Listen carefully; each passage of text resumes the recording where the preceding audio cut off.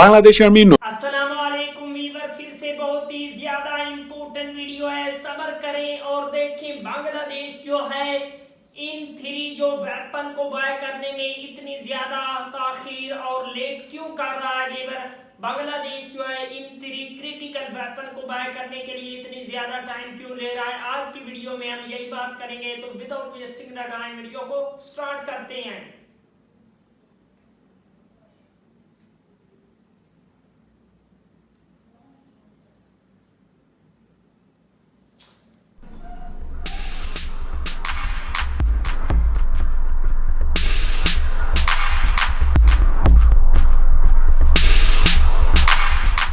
বাংলাদেশ আর্মির নতুন ট্যাঙ্ক কোথায়?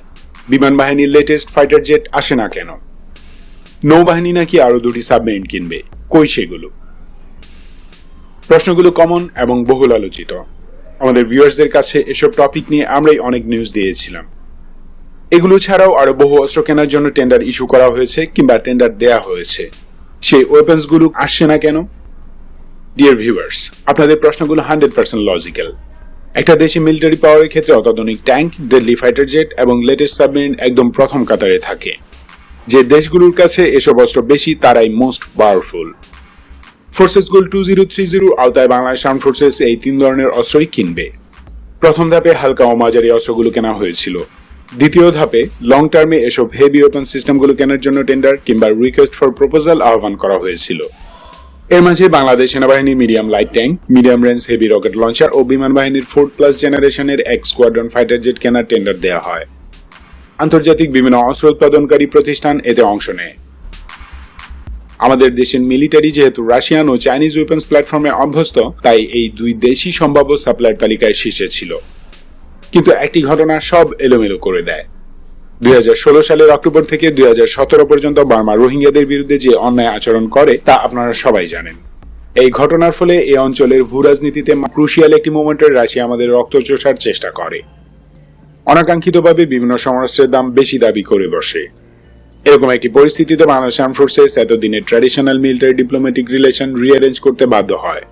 বেইজিং ও মস্কো যখন জাতিসংঘে বার্মার পক্ষে ভোট দেয়, তখন বাংলাদেশ আর্মির জন্য দিক পরিবর্তন করা ছাড়া কোনো ওয়ে ছিল না। সমরাস্ত্র, টেকনিক্যাল ট্রেনিং ও ডিফেন্স ইন্ডাস্ট্রি স্থাপনের জন্য নতুন পার্টনার খুঁজতে থাকে। ফলাফল হলো ইউরোপিয়ান কয়েকটি দেশ ও তুরস্ক এখন আমাদের বিকল্প সাপ্লায়ার। বলতে বলতে অনেক কথাই বলে ফেললাম, আসল কথাগুলো বলা হলো না। বাই দ্য ওয়ে, ভিডিওর শুরুতে করা 3টি প্রশ্নের উত্তর দিচ্ছি এখন। বাংলাদেশ আর্মির লাইট ট্যাঙ্ক পারচেজ। আন্তর্জাতিক প্ল্যাটফর্মে চীন তখন বার্মাকে রক্ষায় ব্যস্ত, কিন্তু এর আগে বাংলাদেশ বেইজিং এর সাথে বেশ কয়েকটি বিশাল ডিফেন্স প্রোগ্রামে সম্মত হয়েছিল। 2 রেজিমেন্ট অর্থাৎ 100টি নতুন light tank, medium range air defence systems এবং 2022 সালের পর নতুন হেভি মেইন ব্যাটল ট্যাঙ্ক কেনার কথা ছিল। কিন্তু রোহিঙ্গা সমস্যা সমাধানে বেইজিং বাধা হয়ে দাঁড়ায়। স্বাভাবিকভাবেই বাংলাদেশ আর্মি এতে ক্ষিপ্ত হয়, আর যারা আমাদের জন্য এত বড় সমস্যার সৃষ্টি করলো তাদের পক্ষেই সাফাই গেছে চীন, তাদেরকে রক্ষায় ব্যস্ত। তাহলে আমরা কেন চীনের কাছ থেকে ফার্দার অস্ত্র কিনবো? অল্টারনেটিভ অপশনের তো অভাব নেই, যদিও সেগুলো দামি কিন্তু সক্ষমতায় চীনের চেয়ে ভালো। তাই সেনাবাহিনী বিকল্প খোঁজা শুরু করে। তুরস্কের কাপলান এমটি ও South Korean K-21 light tank offer করা হয় বাংলাদেশকে। এর মাঝে ইন্দো টার্কিশ কাপলান এমটি সারা দুনিয়ায় নাম্বার 1 লাইট ট্যাঙ্ক। মূলত ইন্দোনেশিয়ান আর্মির জন্য এটি ডিজাইন করা হয়। তুরস্কের FNSS ডিফেন্স ও Indonesian PT Pindad company jointly Kaplan MT develop করছে। বাংলাদেশ আর্মি এর ফিল্ড টেস্ট করেছে। সবকিছু ঠিক থাকলে আগামী 2-1 মাসের মাঝেই অর্ডার করার সম্ভাবনা রয়েছে। এদিকে আর্মি যখন অল্টারনেটিভ পার্টনার পেয়ে গেছে, তখন চীন 300 ইউনিট টাইপ 59 ট্যাঙ্ক ফ্রিতে বাংলাদেশকে অফার করেছে। বিমান বাহিনীর MRCA প্রোগ্রাম,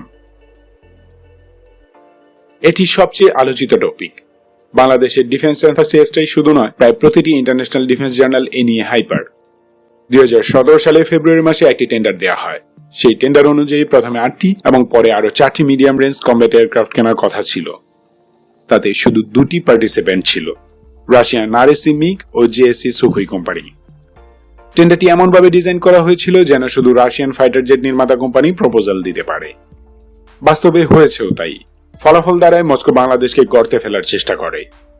বাংলাদেশ বিমান বাহিনীর প্ল্যান ছিল Su-30 SME কেনা।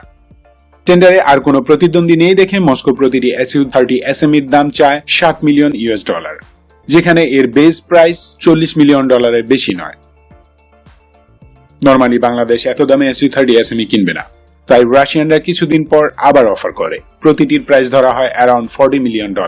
কিন্তু বাংলাদেশ বিমান বাহিনী যে কোনো কারণেই হোক মিগ-1 গুরেভিচে वाह वंडरफुल वीवर, बहुत ही ज्यादा शानदार और पावरफुल किस्म की ये मिसाइल है बांग्लादेश की आर्मी के, जिनसे बांग्लादेश की आर्मी पूरी दुनिया को जवाब दे सकती है। जो बांग्लादेश की तरफ मैली आंख से देखने की कोशिश करेंगे तो इंशाल्लाह बांग्लादेश इससे भी एडवांस लेवल के और मजीद पावरफुल किस्म के मिसाइल खुद अपनी ही कंट्री में मेड करके भारत और म्यांमार को मुंह तोड़ जवाब देगा। मिलते हैं नेक्स्ट वीडियो में इंशाल्लाह, तब तक के लिए अल्लाह हाफिज।